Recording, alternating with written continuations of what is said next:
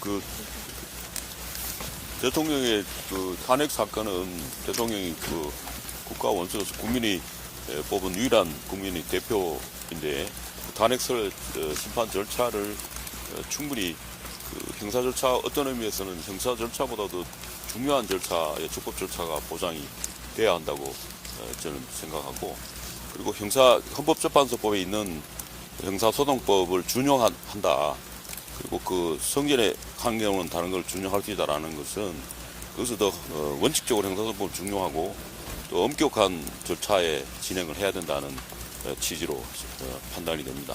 근데 그것을 완화해서 진행을 하겠다고 해서 제가 말씀을 드렸고, 그것은 그 부분은 그 계속 저희 절차 진행에 대해서는 진행하는 과정에서 계속 다툴 거고, 충분히 심리를 통해서 선출된 그 대통령에 대해서 주요 판단하는 것이 그 헌법재판소에서 지난번 노무현 대통령 탄핵 사건 때 그 판단의 대상이 인용 여부에 대해서 판단하는 기준이 중대한 헌법 위반 및 중대한 법률 위반의 경우에 탄핵할 수 있고, 그것이 위반이 있다 하더라도 국민의 신뢰를 선출된 대통령이 국민의 신뢰를 어긋나게 할 정도로 돼야만 탄핵되는 거고, 그 부분에 있어서는 그러니까 충분히 심리를 해야 마땅하다고 생각합니다. 증거를 신속을 내세워서 그 절차를 생략한다든지 절차를 완화해서 하는 것은 그 자체가 증거법 위반이고 적법 절차 위반이어서, 그런 절차에 따라서 심리를 하고 판단을 한다면 그것이 대통령을 그것이 국민을 어떻게 수긍을 하겠습니까? 그래서 그 부분에 대해서는 다시 한번 촉구를 했고, 그리고 그것이 잘 원만하게 정상적인 절차, 적법 절차에 따라 진행되기를 기대합니다. 저희들은 준비가 다 상당 부분 준비를 진행하고 있습니다. 왜 그러면 증거를 안 내느냐 말씀을 자꾸 하시는데, 말씀드린 것처럼 국회가 법제사법위원회의 조사 절차로 생략하고 하지 않고 소추 사유에만 가지고 의결만 했지 않습니까? 구체적으로 의견 소추 사유 있는 것도 거의 뭐 수십 개의 헌법 조문을 위반이라 하고 있어. 그건 누구나 할 수 있습니다. 국민학생도 할 수 있어요. 뭐 나열만 하고 증거 없이 나열한다고 하면 검증도 하지 않고 나열한다고 하면 누구나 쓸 수 있습니다. 그렇게 해서 하고 의견을 해놓고 다시 이제 증거를 확보하겠다. 수사하고 증거를 확보하겠다. 그렇게 수사한 걸 가지고 다시 인정증거 받겠다. 수사 과정에서 확인된 기록이라 하더라도 재판 과정에서 다시 걸르고 다시 증거를 통해서 반박되고 하지 않습니까? 근데 그걸 바로 쓸 수가 있겠습니까? 그게 신빙성이 없는 그 기록인데, 따라서 그 부분에 대해서 앞으로 확보되지 않으면은 정상적인 절차가 아니어서 우리는 강력히 그 부분에 대해서는 항의하고, 그 부분에 대해서는 정상적으로 될 수 있도록 진행을 강력히 그렇게 하고자 합니다. 국회활동 그만은 뽑으려면 위원 인정하십니까? 잠깐. 네. 제가 한 말씀 좀 드리겠습니다. 그리고 부가에서 말씀드린 거는 저희 이번 기일에 이제 적법 요건에 대해서만 부적법하다라는 사유를 4가지를 소추 절차에 대한 하자, 그리고 이제 일사 부재의 원칙 위반이다. 그 다음에 이제 소추권 남용이다. 그 다음에 이제 마지막으로는 대통령이 거나 이 심판 대상에 심판 필요성이 없다. 보호익이 없어서 심판 필요성이 없다는 4가지입니다. 첫 번째 거는 아까 말씀하신 소추 절차에 관한 것이고, 두 번째 것은 국회에서 1차 12월 7일 날 의결했는데 정적수 의결 정적수 미달로 부결됐지 않습니까? 근데 마치 그게 뭐 불성립된 거로 했는데 부결되고 난 뒤에, 그렇다면 부결됐다는 것은 국회 의사에 확정된 겁니다. 확정된 의사를 가지고 다시 법제사법에 조사를 하지 않고 조사 절차를 거치지 않고 만약에 수정하고 뭔게 한다고 그러면 또 나름 문제가 갈 수 있지만, 똑같은 것을 본질적으로 동일한 것을 12월 14일에 의결했지 않습니까? 그러면 국회 의사가 확정된 놈을 다시 의결하는 것은 92조의 필사부재의 원칙 위반입니다. 그래서 헌법재판소 미디어법 사건에서 판단한 바가 있습니다. 다수 의견이 그렇습니다. 근데 그걸 이제 지금 말씀드리는 거고, 세 번째는 130조하고 92조를 위반했기 때문에 소추권 남용이다. 그것은 뒤에가 관련이 있는데 대통령이 계엄 선포한 것에 대해서는 헌법 학설 대부분 다 외국에도 그렇고 판단 여부에 대해서는 할 것이냐 비상 상태이다의 판단은 대통령의 고유한 몫입니다. 헌법 수호자로서 대통령이 국가 긴급권을 행사하는 것이에요. 그 사유가 해당이 되느냐 여부는 비상 상태나 이런 대통령의 판단, 고유 판단 사항입니다. 근데 우리 헌법에서 유일하게 견제 수단은 같은 국민의 대표자인 그 대표기관인 국회에서 그 해제 요구를 하게 되면 그것이 견제 장치입니다. 해제 요구를 할 수가 있는데 유일한 해제 요구를 했지 않습니까? 의결에서. 그럼 해제 요구를 받아서 해제됐지 않습니까? 해제됐으면 이 사건에 있어서는 생명지주 그걸로 계엄으로 인해서 기본권 제한이나 생명지주 제한이 전혀 없습니다. 없었지 않습니까? 그러면은 그 부분에 대해서는 상황이 종료됐는데 다시 이거 탄핵 소추를 했지 않습니까? 내란죄라는 것을 씌워서 했지 않습니까? 그래서 그 소추권 남용이라는 거고 두 번째로는 그렇게 되는 상황의 경우에는 헌법재판소는 상황이 종료됐고 기본권 침해가 없기 때문에 헌법재판소 판례에 의하면은 기본권 침해가 없기 때문에 이 부분에 대해서는 판단하지 않습니다. 기본권 침해가 없기 때문에. 판단 대상이 아니라는 말씀이에요. 그래서 그 부분은 지난번에 미국 대통령, 트럼프 대통령 사건에도 마찬가지예요. 그 취지가 거기에는 대통령의 고유하고 절대적인 배타적인 권한의 행사의 경우에는 미국의 경우에는 우리같이 헌법 규정이 없으니까 의회도 할 수 없고 법원 심사 대상이 아니라고 판단을 했어요. 2024년도 트럼프 의회 관련 사건에서. 근데 우리는 유일한 규정이 국회 해제 요구가 있어요. 해제 요구를 해가 해제 의결을 하니까 대통령이 받아서 바로 국민의 심을 바로 병력 철수하고 바로 해제했지 않습니까? 그러면 이제 그 외에 구체적인 어떤 침해나 피해가 없었지 않습니까? 그건 다 아시는 거 아니에요. 그렇다고 하면 이건 심사 대상 판단에 대해서는 심사 대상이 아니고 따라서 헌법재판소는 판단할 보호 이익도 없고 그렇기 때문에 심판의 필요성이 없다라는 겁니다. 그게 네 번째 사유고 그게 주장하는 것의 핵심 네 번째 이제 강조점입니다. 아까 말씀드린 소추권 남용하고 그런 부분을 이번에 절차를 담은 거고 본안에 대해서는 왜 안 담았냐? 아까 말씀드린 것처럼 국회에서 소추 의결서만 내고 구체적인 증거나 도출되고 아주 추상적으로 돼 있고 내지는 않았어요. 구체적으로 뭐 증거를 안 내니까 무슨 취지인지 오늘도 지금 계속 그 공방 아닙니까? 뭐 내란죄에 뺐다 말았다 그런 게 하지 않습니까? 구체적으로 증거를 안 내니까 이게 어떤 의미인지를 확정할 수가 없어요. 확정을 해야 소추자가 소추한 걸 가지고 우리들 그걸 보고 대응을 해야 될 거 아닙니까? 피청구인인데. 근데 그걸 구체적으로 안 내니까 어떤 내용이 확정이 안 된 상태에서 우리가 구체적 입증 계획을 할 수는 없지 않습니까? 그래서 지금 준비하고 있는데 이제 그걸 확인이 되면 내려고 그러는 겁니다. 분명히 여기에는 뭐 아까 말씀드린 헌법재판소 심판 대상이 아니라고 우리가 일차적으로는 보지만 그 부분에 대해서는 계엄의 경위라든지 이런 부분에 대해서는 준비를 하고 있습니다. 지금 말씀하신 것처럼 배진환 법정에서 말씀하신 것처럼 왜 이 계엄을 하게 되었는지 구체적인 뭐 부정선거를 비롯해서 여러 가지 부분에 대해서는 준비를 하고 있습니다. 그 부분에 대해서는 착착하고 증거도 증인 신청하고 통찰 진행할 겁니다. 오늘 이야기할 말씀만의 핵심은 우리가 재판 절차에서 충분히 제기하고 심리를 할 수 있도록 그 절차를 마련해라는 말씀을 드리는 거고 그 점에서는 지난번 박근혜 대통령 탄핵 심판과 그걸 재활해서는 안 된다. 그 부분에서는 절차 위반이라는 적법 절차 위반에서 했다는 게 저희들 판단이 그렇습니다. 윤석열 대통령이 법적 정치적 책임을 회피하지 않는다고 했는데 오늘 체포영장에 응하지 않고 이런 것들이 그거는 거의 한남동 가서 물어보시면 되는 거고요. 여기 오늘 우리 이제 헌재에서 내란죄 여부 형사소송법상으로도 따지자고 하시는데 수사기관 조사는 왜 불응하시나요? 오히려 자. 지금 소추자인 국회에서 잠깐. 오늘 내란죄를 철회한다는 발언을 했습니다. 예. 철회한다고 그랬어요. 한마디 철회하려면은 철회한다고. 국회 내란죄를 의결 거쳐야 됩니다. 철회하지 않다고 물어보는 거에 대답하면은 아마 저 원하시는 답을 얻기가 좀 쉽지 않을 거예요. 그러니까 제가 말씀드리는 거 좀 들어보시고요. 지금 제일 관심 갖는 게 우리가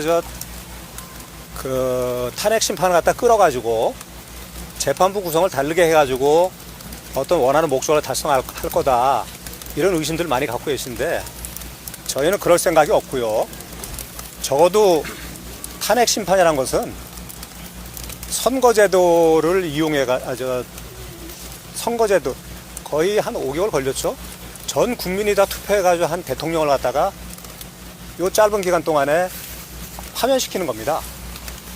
파면을 시키려면은 도대체 비상계엄이라는 거 헌법상에 주어진 권한을 갖다 행사한 것이 그 자체만으로 파면 사유냐, 아니면은 그 비상계엄 외에 파면할 만한 정말 중대한 어떤 문제가 있었느냐, 이게 같이 판단돼야 되거든요. 그러기 위해서는 내란도 같이, 지금 사실 언론들이 제일 관심 갖는 게 내란죄라는 거 아닙니까? 그죠? 내란죄인지 아닌지를 갖다가 철저히 심사를 해야 됩니다. 헌법재판소에서 3개월, 5개월 이게 시간 정하고서 이때까지 조사가 제대로 안 되더라도 무조건 끊겠다. 이거는 사실 재판제도로서는 굉장히 문제가 많은 거거든요. 그 일반 공무원들 그저 해임시키는 행정소송에서도 재판기는 상당히 오래 걸립니다. 물론 제가 그건 인정합니다. 국가가 수반이 공백인 상태에서 오래 가는 거는 그거는 절대 바람직하지 않죠. 그렇지만 적어도 파면이라는 걸 갖다 하려면은 왜 계엄이 있었고, 그리고 그 계엄 과정에서 어떤 불법이 있었고, 그리고 그로 인해 가지고 어떤 피해가 있었고, 그래서 그게 국헌문란이 되는지, 이 모든 것이 다 판단이 돼야 됩니다. 그러기 위해서는 지금 그 언론에서 맨날 말하는 사령관들 진술한 내용들이 있죠. 그 사람들 말이 맞는지도 파악을 해야 됩니다. 증인으로 나와가지고. 우리가 탄핵할 수 있는 기회가 있어야 돼요. 그분들이 왜 그렇게 말을 했는지를 갖다가 저희는 납득을 못하겠지만 그분들은 뭐 말한 이유가 있을 거 아닙니까? 그 부분이 여기서 다 밝혀져야 돼요. 근데 빨리 끝나겠다는 식으로만 간다면은 그거는 정말 우리나라로서도 불행이고 재판제도로서도 있을 수 없는 상황이 벌어지는 것입니다. 그거는 그 국민 여러분들께서도 도대체 이 사안이 왜 발생했고 왜 대통령이 물러나야 되는 상황이고 대통령이 어떤 범죄를 저지르든지, 말 중간에 말씀드리지만 내란죄란 형사재판은 오래 걸립니다. 거기서 밝혀지긴 불가능합니다. 시간적으로 대통령직을 유지한 상태에 밝혀지긴 불가능하다는 얘기죠. 근데 탄핵재판은 지금 순식간에 진행해가지고 대통령직에서 물러나게 만들겠다는 겁니다. 그 이후에 내란죄가 무죄가 나오면은 그건 어떻게 될까요? 대통령이 다시 대통령직으로 복귀할까요? 그리고 탄핵 부분에 대해서도 이렇게 졸속으로 해가지고 정확한 진상이 파악되지 않은 상태에서 이거는 비상계엄 선포했으니까 옛날 군부시대 때 그 탱크하고 총 쏴대면서 하던 그런 무시무시한 비상계엄을 갖다 선포한 그 자체로서 이건 대통령 자격이 없다. 뭐 아시다시피 3시간 만에 해제됐습니다. 포고령 위원은 인정하십니까? 국회는 포고령 위원 전혀 인정하세요? 방해받지 않은 상태에서 국회에서 해제를 갖다 했고. 포고령 위원 인정하십니까? 말씀 자, 좀 그만하겠습니다. 그렇게 질문하시면 제가 대답을 할 수가 없어요. 가고 말씀 안 하시는 겁니까? 제가 말씀드린 기자가 그런 식으로 말하고 있는데 이렇게 끼어들어가지고 그렇게 말을 하면 제가 더 이상 말하지 말라는 제가 얘기죠. 잠깐 말씀드릴게요. 그게 우리가 잘 아시다시피 12월 3일 날 계엄이 발동됐고 12월 4일 날 새벽에 해제가 되었습니다. 근데 그날 바로 소추가 되었습니다. 그러니까 아무것도 안 하고 바로 탄핵 소추가 들어간 거죠. 적어도 탄핵 소추를 하려고 하면 국회에 내 충분히 토론을 해가지고 절차를 거쳐서 해야 되는데 바로 끝나냈습니다. 그러면서 뭘 했는가 하면 내란죄를 집어넣었습니다. 그 내란죄의 프레임을 집어넣은 거죠. 그래 거의 지금까지 오고 있습니다. 그러면 어쨌든 간에 그 소추가 이렇게 짧았기 때문에 제대로 검토 없이 소추에 이르기 때문에 적어도 심판 과정에 있어서는 과연 이게 탄핵 사유에 해당되는지 안 되는지 충분히 절차가 보장이 돼야 됩니다. 근데 지금 안 하겠다는 거잖아요. 빨리 해가지고 1월 14일 날 16일 날 바로 본 변론기를 하겠다는 겁니다. 그럼 뭘 하겠다는 건지 알 수가 없는 거예요. 왜 헌재가 이렇게 서두른지는 모르겠습니다. 그리고 여러분 아시다시피 이건 단신제입니다. 3심제가 아니에요. 3심제 같으면 2심, 3심 가서 또 회복할 수 있지만 단심은 끝나는 겁니다. 대한민국의 최고의 권력자 그리고 최고의 책임자를 제대로 된 절차 없이 탄핵시킨다 이럴 수가 없는 겁니다. 그렇기 때문에 국민들은 이걸 보셔가지고 이거는 안 되겠다. 신속이라는 이름으로 졸속돼서는 안 된다. 공정하고도 천천히 진행해야 된다. 그리고 법에 180일 이내에 이거 종결하면 됩니다. 법에 있는 거예요. 근데 만약 이 180일 안 지키는 것은 헌재가 안 지키는 겁니다. 지금 대통령을 왜 소추하려고 합니까? 헌법과 법률을 안 지켰다는 이유가 아닙니까? 근데 헌재가 180이라는 걸 안 지켰다는 말이 안 되는 거예요. 그게 탄핵 사유입니다. 제가 볼 때는. 그래서 정말 헌재가 이걸 가지고 헌재는 누구의 편도 아닌 거 아니겠습니까? 심판하는 기관입니다. 심판해가지고 소추자 의견 듣고, 그러니까 청구인 의견 듣고 피청구인 의견 들어서 충분히 변론할 기회를 주가지고 그리고 정의도 내세워서 180일인데 끝내면 되는 거예요. 그러면 이게 지금 문제가 뭐냐면 너무 쫄속으로 끝나버리면 한쪽은 좋을지 모르지만 한쪽은 전혀 받아들이지 않습니다. 헌재는 그것도 생각해야 됩니다. 그래야 이 종결이 돼서 그래도 뭔가 분규를 최소화시킬 겁니다. 그 역할을 헌재는 반드시 해줘야 될 것 생각이 듭니다. 그리고 가장 큰 그 탄핵 사유가 결국 계엄 아니겠습니까? 그 계엄이 두 가지입니다. 하나는 이게 통치행위이기 때문에 원칙적으로 사법심사의 대상이 안 되는 거예요. 그렇지만은 내란죄는 성립된 그것도 별개입니다. 그래서 결과적으로 야당에서 내란죄를 집어넣었는데 오늘 철회를 하겠다고 했습니다. 법정에서 내란죄가 가장 중심인데 그걸 철회하면 할 게 없잖아요. 위헌 여부 판단할 수 있잖아요. 아니지. 그러니까 원칙적으로 사법심사의 대상이 안 되기 때문에 원칙적으로 개헌 발동에 대해서는 헌재도 판단이 힘들어요. 그러나 내란죄는 별개이기 때문에 할 수 있는데 내란죄 빼버리면 이건 죄가 안 되고 이거 사법시험도 대상 안 되면 할 게 없는 거예요. 위헌 여부만 자, 판단하면 이거 되는 거 보십시오. 아닌가요? 이게 소위 말해가 대통령의 직무를 정지시키는 탄핵 소추 의결서의 증거입니다. 여기에 달라 이게 무슨 증거가 있습니까? 전부 신문 기사밖에 없어요. 오늘 재판장에서 뭐라고 이야기하셨습니까? 예, 보세요. 이거는 국회에서 그 소추 의결서이기 때문에 공개해도 되는 겁니다. 여기에 국민들 이런 걸 좀 아셔야 됩니다. 탄핵 소추 의결은요, 그냥 단순하게 어떤 그냥 청구에 끝나는 게 아니라 대통령의 자격을 그대로 정지시키는데 여기에 내란이니 뭐니 도대체 무슨 증거가 있습니까? 신문기사들은 기자분들이 다 쓰시잖아요. 일방의 주장을 전부 다 쭉 해가지고 적었는 내용들이잖아요. 그죠?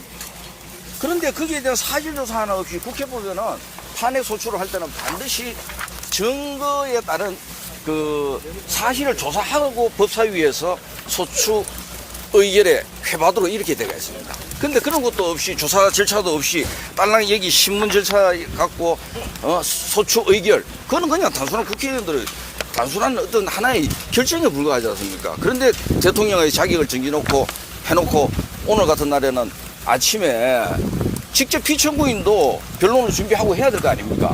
그런데 거기에 대해서 체포하겠다고 하고 그런 과정에서 어떻게 정당하게 방어권이 보장되면 그렇게 되겠습니까? 그래서 오늘 재판부에서도 그거는 인정을 했습니다.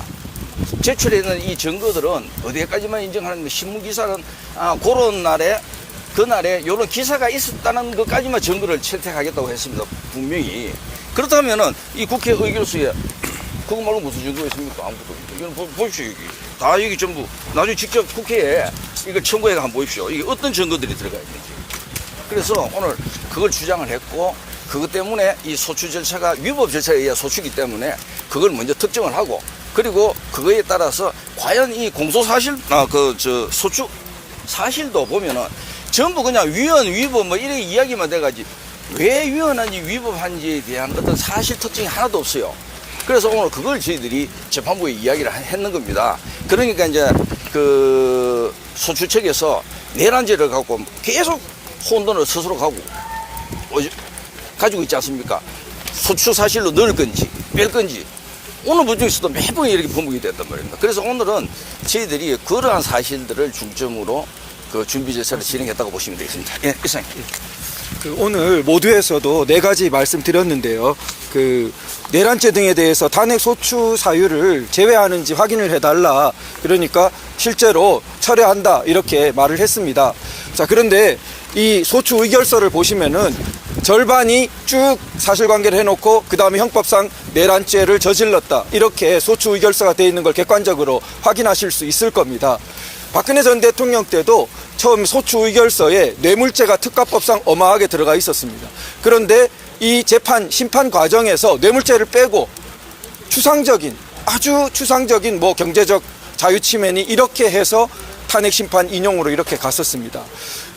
소추 의결을 할 때는 내란죄라든지 특가법상 뇌물죄라든지 이렇게 큰 어마무시한 이렇게 범죄로 일종의 격동시키는 그러한 그 소추를 하고 그 다음에 탄핵 심판에 와서는 그것이 사실상 꼼꼼하게 유지되기 어려우니까 굉장히 추상적인 헌법 원리 위반으로 인용을 구하고자 한다면은 우리나라의 탄핵 심판은 정상적으로 이렇게 작동되기가 어렵다고 할 것입니다.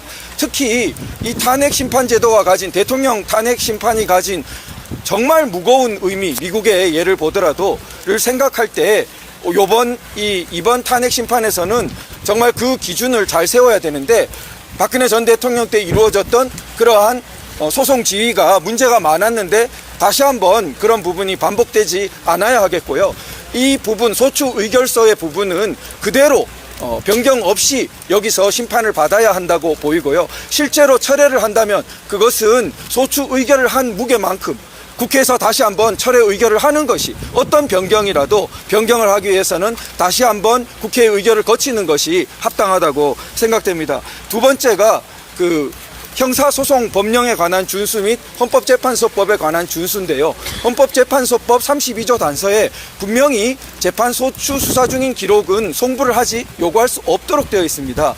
그래서 박근혜 전 대통령 탄핵 심판 때에도 이게 굉장히 문제가 되었는데 그 당시에도 소송 지휘로 이 수사 기록을 받아서 변호인단이 큰 대리인단이 항의를 했는데도 그 부분이 교정되지 못했습니다. 근데 이번에도 저희가 이 부분에 대해서 계속해서 문제를 제기했는데도 불구하고 오늘 다시 한번 이 인증등본 송부 촉탁을 하겠다라고 소송 지휘를 하셨는데요. 저희가 물론 제도적으로는 이 신청을 하겠지만 그냥 단순한 형식적인 이 신청, 단순한 재고가 아니라 이 부분은 근본적으로 우리 지금 탄핵 심판 제도의 여러 가지 국민의 신뢰나 법을 지켜야 할 가장 적법 절차를 지켜야 할 헌법재판소가 누가 봐도 명문의 규정상 의문의 여지가 없는 32조 단서를 한번 보시면 좋습니다. 헌법재판소법 32조 단서에 보면은 재판 소추 수사 중인 기록 송부는 요구할 수 없도록 되어 있습니다.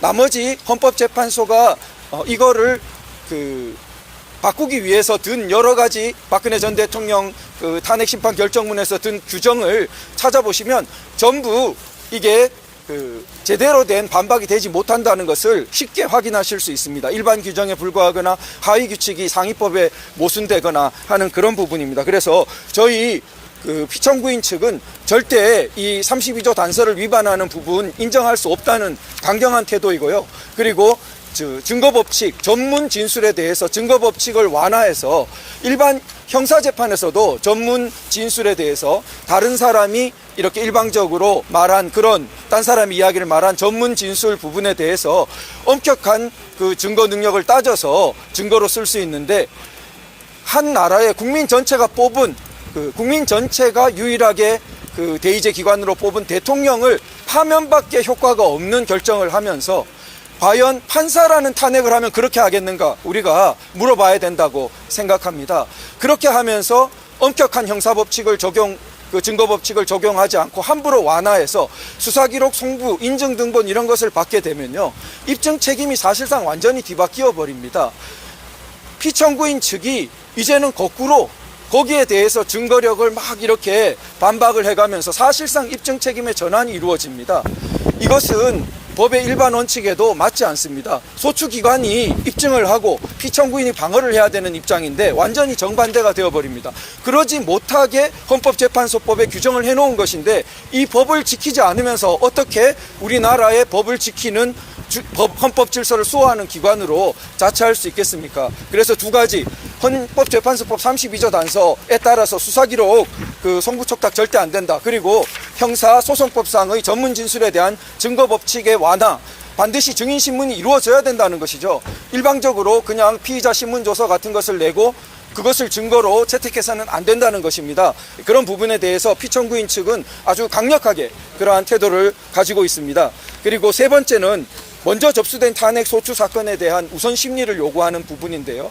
이 사실 그 비상계엄 사태에 대한 그 앞선 경위에서 그 행정부에 대한 정말 극심한 줄탄핵이 문제가 되었습니다.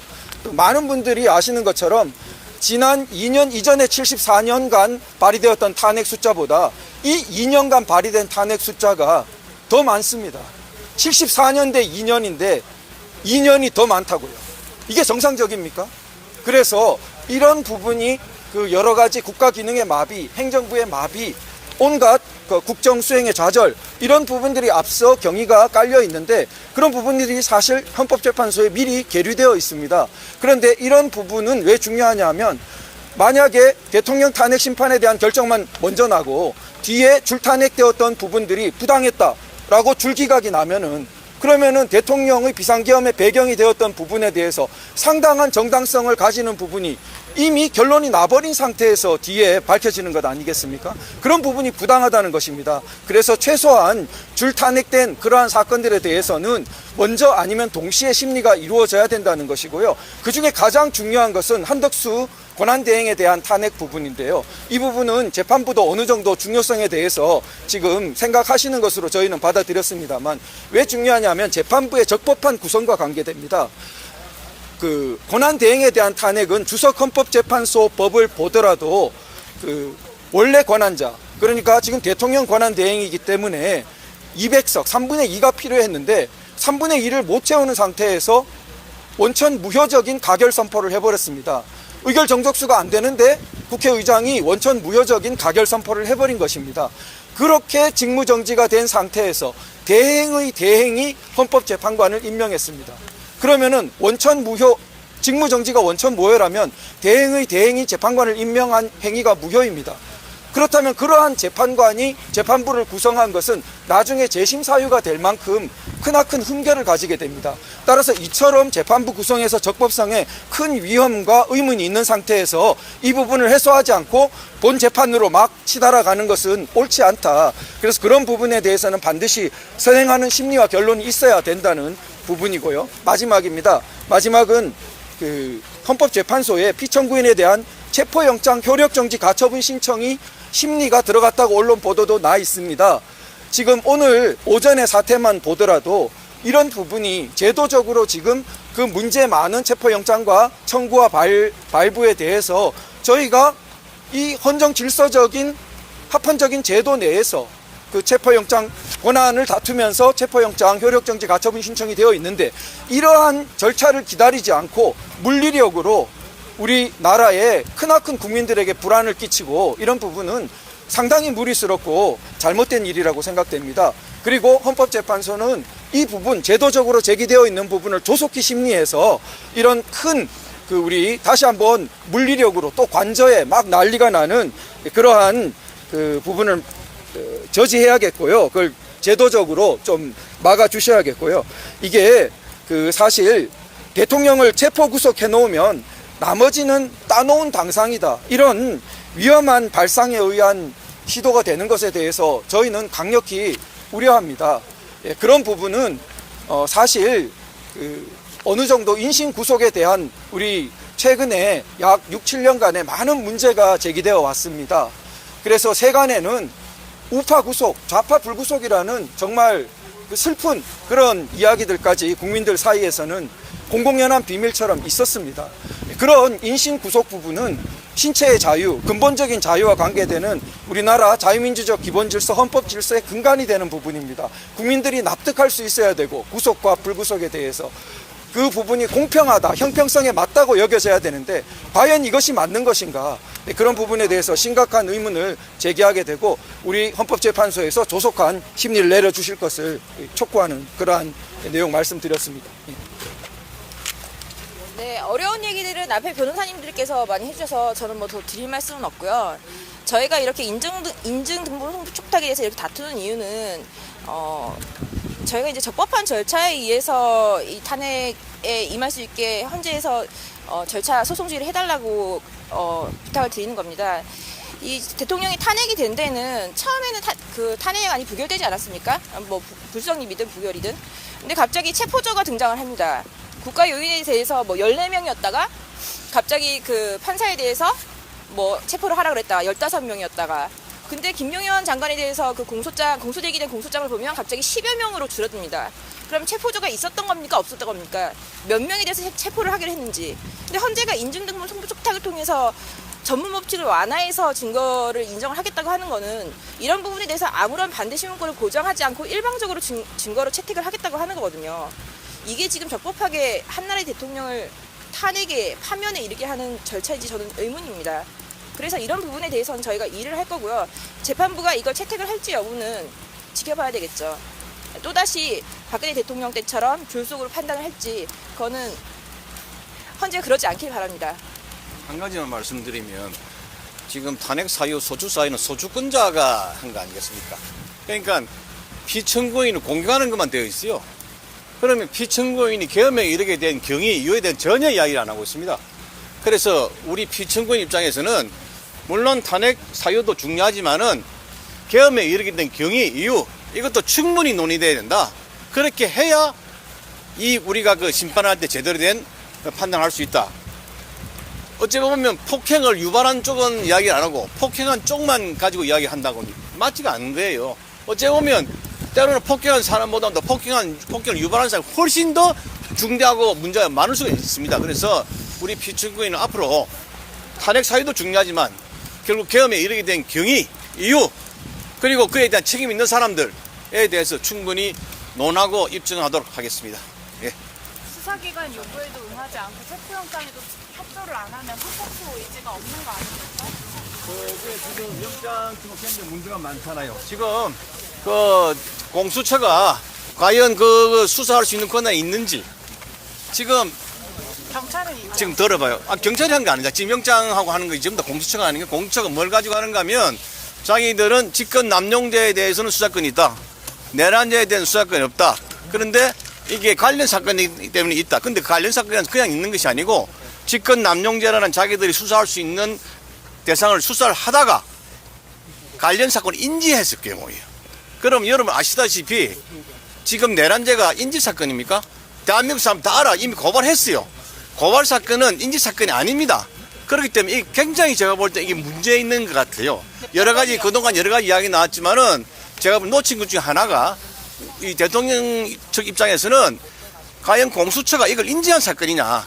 검찰도 이걸 인지를 안 했었어요. 그래 검찰에서 공수처에다 사건을 이첩했다 하더라도 그건 중첩된 사건, 양쪽 다 같은 걸 수사할 때 이첩하는 것이지 이쪽에서는 수사하지 않는데 이첩하는 있을 수 없는 거예요. 그래서 기본적으로 이번 공수처의 영장 청구는 굉장히 문제가 많다. 위법하다. 그렇기 때문에 저항을 한다. 그렇게 이해해 주시면 되겠습니다. 법원이 발부하지 않았습니까? 법원도 문제가 많은 거죠. 법원이 발부해도 다 옳은 거 아닙니다. 법원이 예컨대 뭐 유죄선고 무죄선고 그게 다 옳습니까? 그건 그렇지 않잖아요. 항소심도 되고 다 있잖아요.